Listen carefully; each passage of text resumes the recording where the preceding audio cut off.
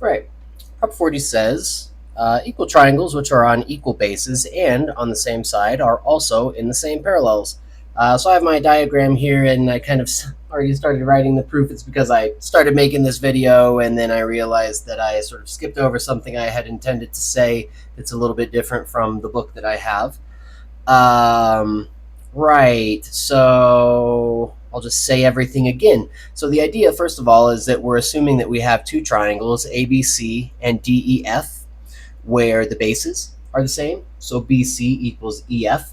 And then if you imagine lining up BC and EF on the same line, the claim is that then if we join the vertices at the top, AD, that the resulting line, AD, is parallel to BF. So these triangles are falling in the same parallels. Yeah, so I've already kind of gotten the first step here, which is to connect AD, and then it's going to be a proof by contradiction. But before I jump into that, let's see two quick notes. On the one hand, there's a note that Prop 40 is, as it says, this proposition has been proved to be an interpolation by an unknown editor, meaning it was not, apparently it's been proved that it was not actually, this proposition wasn't actually in the original elements, that it was kind of added later by somebody else. And it makes sense that this proposition should be in here. I'm not quite sure why Euclid would have omitted it, if he truly did omit it, because it fits the pattern of like the last few propositions. It's the same sort of result that we got from previously from some of the parallelograms, so it makes a lot of sense. So I find that interesting. The other thing too that I guess I'll just sort of note here is that like the diagram, and this again kind of points to the fact that maybe Euclid didn't actually sort of write this one, but here's like the diagram in my book, and you'll notice that here's the two triangles ABC, and then they have their second triangle is DCE. So they have ABC and DCE, the two triangles are connected at one of the vertices, which seems to me something that Euclid would not have done. And I think it's kind of strange that that's how it got published. So, and you know, for thousands of years, that's how it's just been. So I drew my diagram a little bit differently. I have the two completely separate triangles, ABC and DEF, where they're not being connected at all. Connecting them at the vertices, at the bottom vertices, it doesn't change anything. The proof that I'm going to do is the exact same one as what's in the book. It just seems to me that this is more in line with how Euclid would have set this up. So that's how I'll go through this. So kind of an interesting proposition. All right, so step one, we connect AD, like we've got our two triangles, connect the top vertices to connect AD, and then assume that AD is not parallel to BF. Well, if not, then there exists some line that is parallel to BF that passes through A. So that's what we want to construct. And again, kind of, we had this sort of tactic in a previous proposition, and Euclid, in my opinion, left out some of the details that I think should be in there for this. So what Euclid says at this step is, assuming that they're not parallel, he says, let AF be drawn through A parallel to BE, and let FE be joined. Again, he's talking about where he says AF, I'm going to end up calling it AG because I've already used up F. Remember, he doesn't have a DEF in his second triangle. So, but he intends for F to specifically be where this line that passes through A, where that intersects on my diagram DE. So here's how I kind of want to state this. Construct line L through A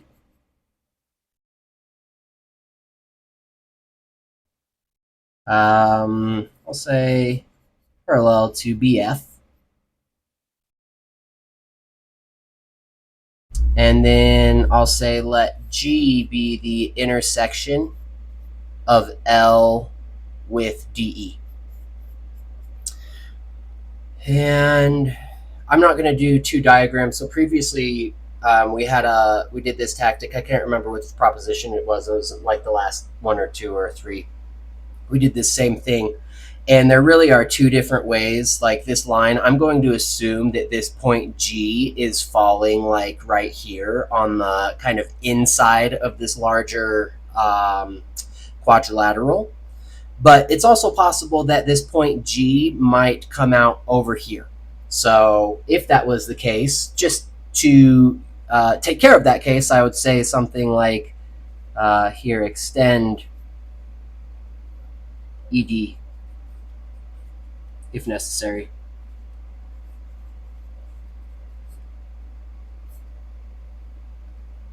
Right, so we'll just assume that this line L passes through A, and it comes down about right here.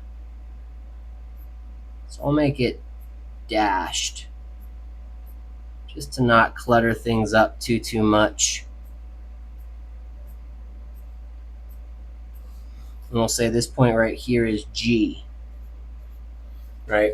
But again, it's possible that, right, like there are kind of two cases here, is that this line comes through and intersects the true line ED, or it's also possible that this line would come through over here and kind of hovers above everything, in which case you would need to extend ED for this point G to exist. So that's all. That's the only reason I'm adding that in. And what proposition was it that allows us to draw parallels? It was Prop 31. That allows us to draw that. Okie dokie. Well, what's the results then? We would have these two triangles, ABC, and triangle, let's see, I suppose that I should actually, I should have joined GF.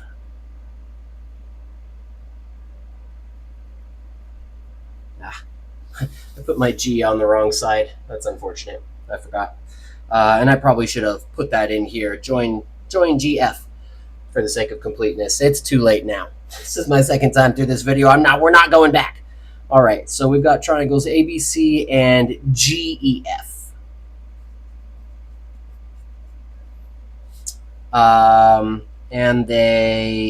So triangle ABC and triangle GEF have equal bases.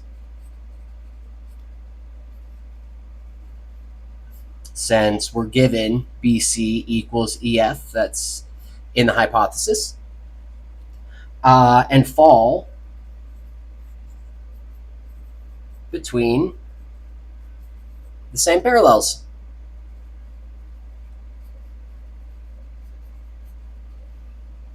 So, if that's the case, what's the conclusion? Well, the conclusion is that those two triangles are equal. So triangle ABC is equal. And again, just as a reminder, because the word equal gets a little bit overused in the elements. Here, when we say these two triangles are equal, I don't mean they're congruent, I mean they have the same area. And that came from a proposition, which was Prop 38. Yes.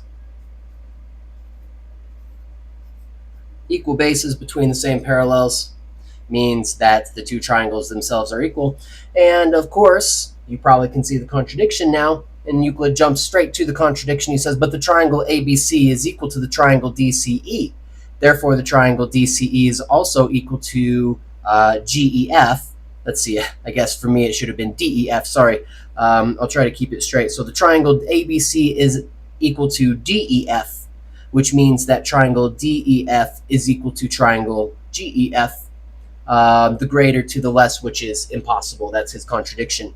So just to add some extra details, because I think I like adding them in. So we have then that triangle DEF equals triangle GEF. But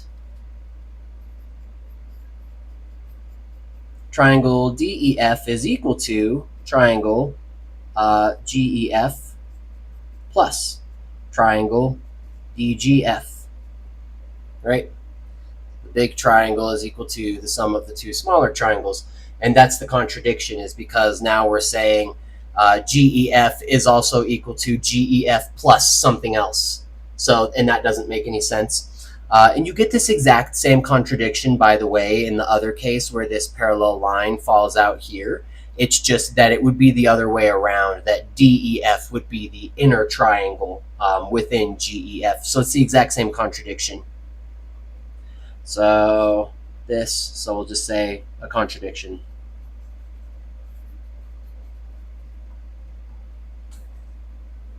And from here, I would just say, since we arrived at a contradiction, we can assume that our original assumption was incorrect. Therefore, AD is parallel to BF. I think Euclid actually states it in a slightly stronger way. He says, therefore, AG, AG is not parallel to BF. And he says, similarly, we can prove that neither is any other straight line except for AD.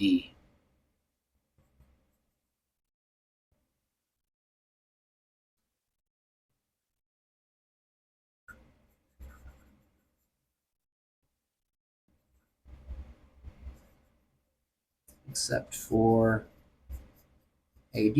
So the result follows.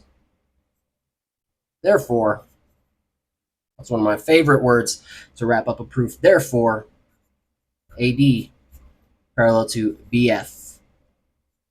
As we suspected, QED, therefore, etc. I'll let the video catch up to what I'm saying, and then I'll stop the recording. See you next time.